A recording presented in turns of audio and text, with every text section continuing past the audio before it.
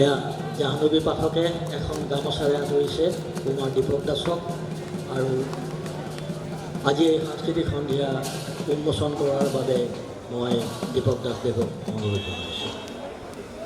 জয় গুৰু শংকৰ সৰ্বগুণাকৰ যাক এৰি নাহি কেও পাম তো হাৰিচৰণৰ ৰেণু শতকোটি বাৰক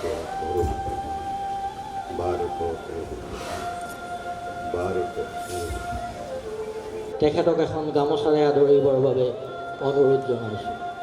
তেখেত মঞ্চৰ ওপৰলৈ অহাত অলপ অসুবিধা, সেইকাৰণে আমি সমজুৱাৰ অনুৰোধ মৰ্মে সমজুৱাৰ মাজতেই তেখেতক সম্বৰ্ধনা জনাব বিচাৰিছোঁ। এয়া বিচিত্ৰ নাৰায়ণ ভকতদেৱ জিনকাটা সত্ৰৰ